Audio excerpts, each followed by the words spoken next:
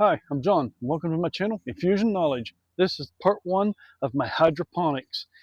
Please stick around to the end and hit the like and subscribe so you don't miss out on next week's video, which is part two. See you there. This is just the beginning of the hydroponics setup. I'm setting mine up the way I'm setting it up because of where I live. I live in southern Oklahoma. Here in southern Oklahoma, as you can see, the wind blows quite a bit, and sometimes that wind can get really strong. I've got a short on my channel where I show our shed from back there flipped over from the wind. But this is just the beginning of my hydroponics. Now, you probably might be wondering about the white bucket. I'm not going to be growing in the white buckets. I've got black buckets that I'm going to be sitting in the white buckets. Now, these white buckets, I screwed them down to the pallets. Okay. I screwed every one of these white buckets down to the pallets. Now, the reason why I screwed these white buckets down to the pallets is to keep them from tipping over. All right. I'm going to be putting black buckets in these white buckets. The black buckets are to keep the sunlight out of the water. All right. When you plant the seed in the soil, there's no sunlight. The roots of the plant don't see sunlight. Well, I don't want the roots getting sunlight, and I don't want the water getting sunlight. I want to keep as much sunlight out of the water as possible. That way there's less likely of a mold or mildew or allergy or something growing in the bucket that it can kill the plant. Right? So I want to try and keep as much sunlight out of the water as I can. Now, the white buckets are to help keep the black buckets cooler. Okay, now I do have some blue buckets, so I mean I've got black and blue buckets. Then we'll be putting in the white buckets, but these white buckets are mainly here to help keep the black and blue buckets cooler. You know, help keep the water in them cooler. If I were to set the black buckets and the blue buckets out here by themselves in the sunlight here, the water in them would probably come to a boil, and it would just kill the plants. I mean, the roots would just cook. Okay. Now, last year I set this up like this, and it worked great. The water didn't get extremely hot. The water in the buckets got warm, okay, but it didn't get hot enough to kill the plants. And the tomatoes thrived big time last year. So I'm going to set it up again that way this year. So the plant, now, if you do this, you see how much sunlight shines through this bucket right here? You want buckets that don't have as much sunlight shining through them, okay?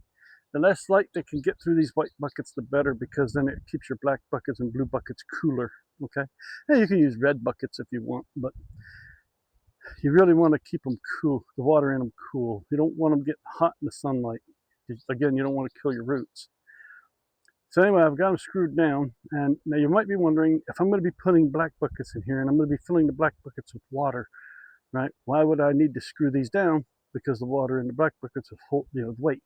Well, as the tomato plants grow, they start drinking more and more water. And when they start growing their fruit, when they start growing the tomatoes, they really drink a lot of water. It's going to get to where they'll go through about 4.5 gallons of water a day. So every day I'll be out here adding water and pH down, and I mean, it's almost every day. Adding water, adding nutrients, testing the pH, and that's not until they grow. Okay, once they start growing and they get up there and they start producing fruit, that's when it gets really bad. And them empty buckets, they could tip over very easily. And these tomatoes are going to get heavy. They're going to get top heavy, and they will tip over very easily, especially when it gets windy.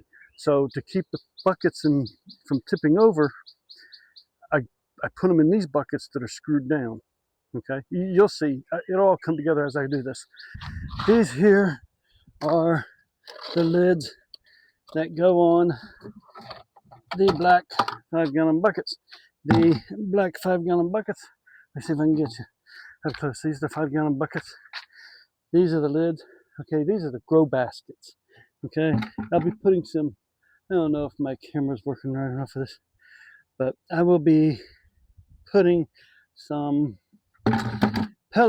clay pebbles or clay balls in here for the sponge and thing to sit in for the tomatoes to grow out of. Let's see if I got this. Yeah, okay, that's a good up close view. That's not bad. But yeah, it'll all come together here in a little bit. Y'all see this. Now, I am gonna spray some of this off. Just kind of clean it up a little bit. Now, these here, y'all might be wondering why I've got these. These, I zip tie to these. These give the tomatoes something to support them as they grow. Now I know these are upside down this way, right? These are supposed to be in the ground. This is supposed to be facing up, but it works great for hydroponics when it's sitting on here like this, because as the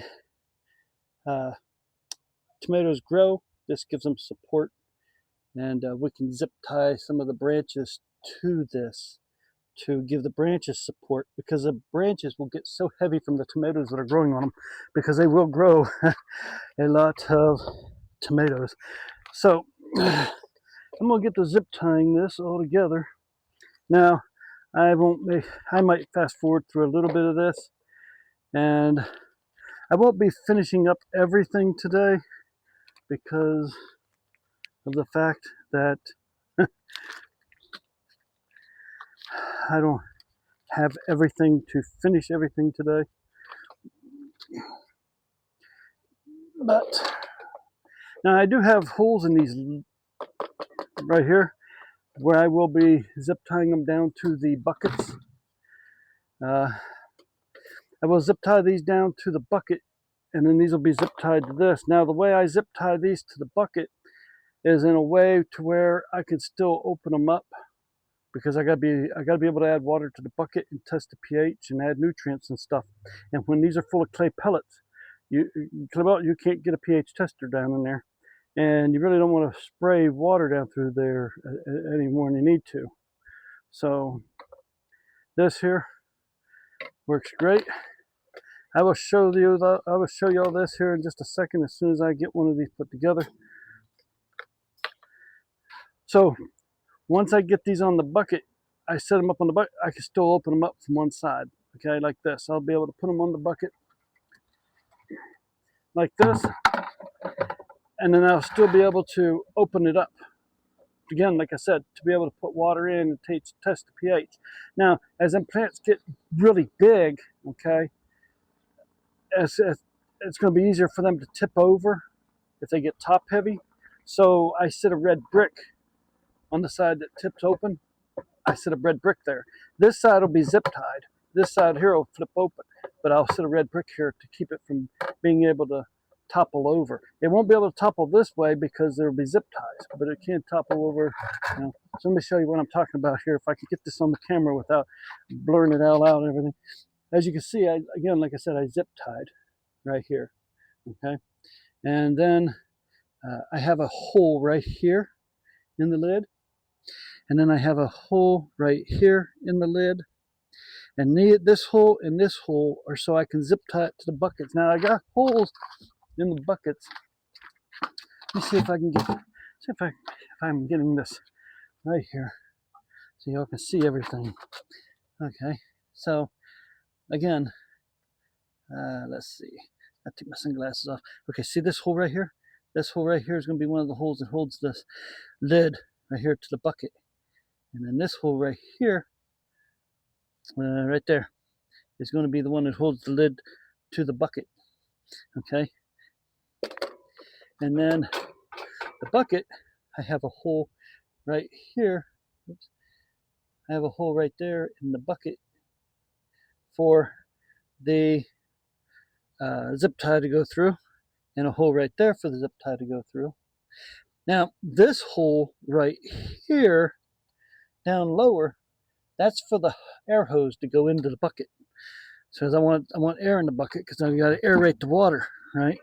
So yeah, and then we're gonna put this on here and we're gonna zip tie it to this bucket. Let me get these zip ties. We go over here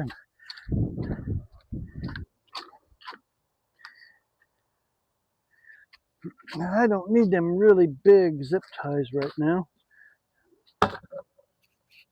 All I need really are a couple of these medium-sized zip ties right here.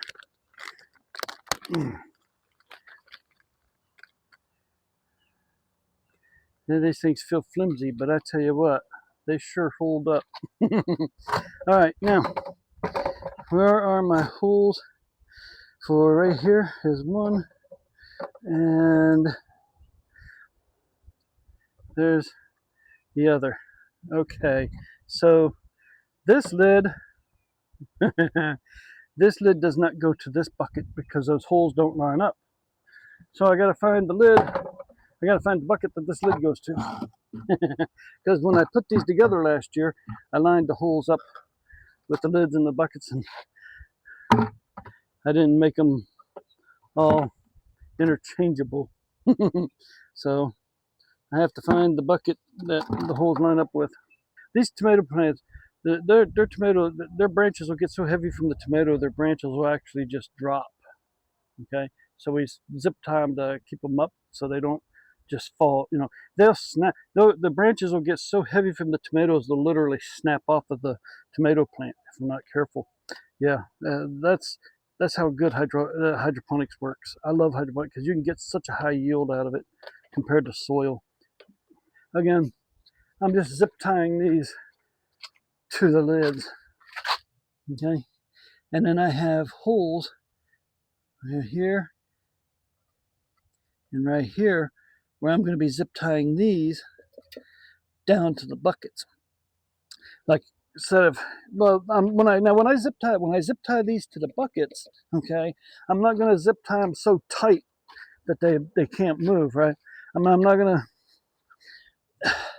When I zip tie this lid to the bucket, I'm not going to zip tie it down to where I can't move it, okay, and where these are so tight that I can't lift it up. I'm going to put the zip ties on there, but they're going to be loose enough to where I can lift this up. Okay, again, to be able to check the water level and add water and test pH and put pH down or pH up in. Most likely, the only thing I'll need is, well, hopefully, the only thing I'll need is pH down.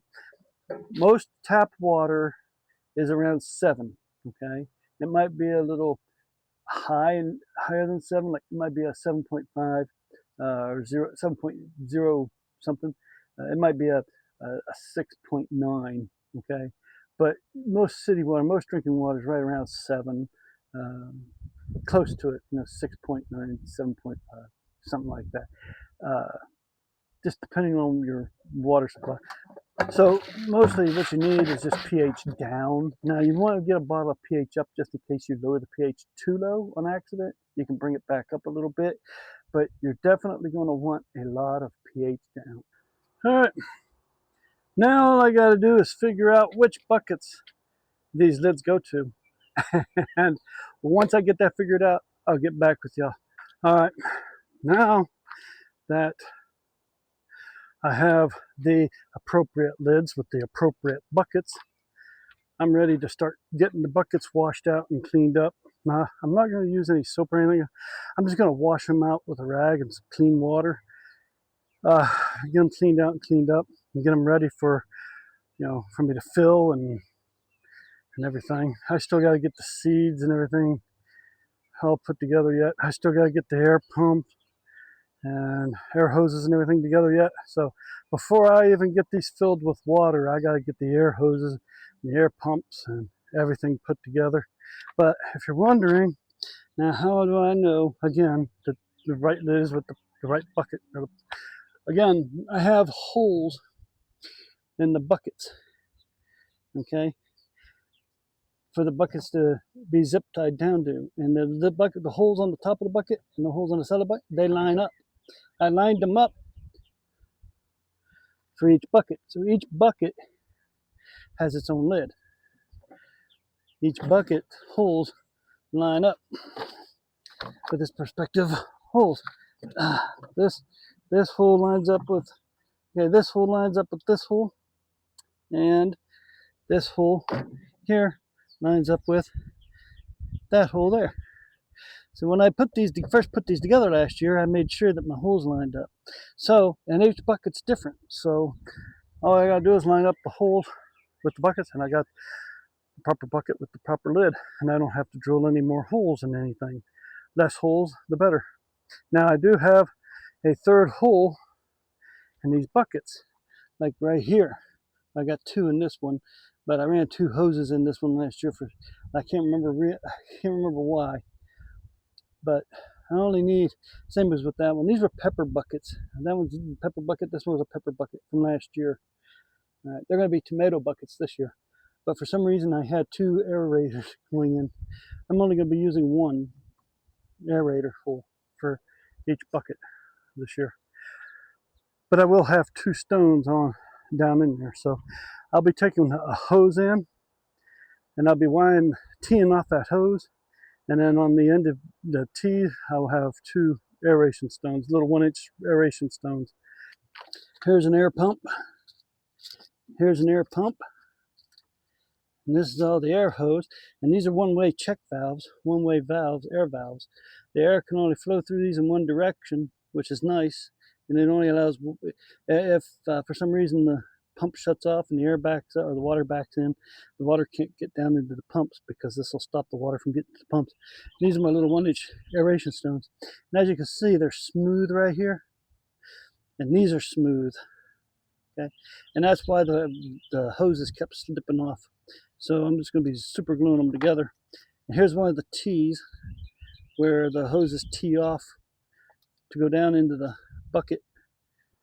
I've got these with their perspective buckets. This pump here is not screwed down or anything yet. It's going to be running air for these 2 buckets and these 2 buckets. Now these here 2 buckets are going to be peppers.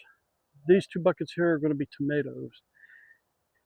Some banana peppers. So I'm going to have 2 banana peppers here, and then over here these are all going to be tomatoes, Roma tomatoes. It's going to be 2, 4, 6, 8 buckets of Roma tomatoes. And that pump there, like I said, is going to be running these 2 buckets and these 2 buckets. This pump here, I've got it screwed down, and I got the air valves on it. There's 6 valves per thing. So this pump here is going to be pumping air to these 2 buckets, those 2 buckets, and those 2 buckets. So that's 2, 4, 6 buckets, 6 valves. Now I've got, as you can see, I've got the air hoses running. I need an air hose for this bucket here and that bucket over there. I've got an air hose for that bucket, that bucket, that bucket, and that bucket. You know, I need 2 air lines. I've got a roll of this air hose in the house. I just got to go cut a couple of pieces off of it long enough to reach a couple of buckets. And then I'll have all the air hose I need for 6 buckets. I tell you what, I have a headache. It's in the 90s here. This is southern Oklahoma, and it is the end of March, like March 25th, and it's like 90 some degrees, and it's hot and humid. And I've been out here all day just doing what little I've been able to get accomplished. It takes time to get it all set up and running. Yeah, but it's worth it. It's worth it in the long run. Remember, knowledge is a good thing. Truth and knowledge is an even better thing. And true knowledge, that's power. And hit the like, share, and subscribe, and stick around, and don't miss out on the rest of my video here coming up. I think this is going to be it for this video.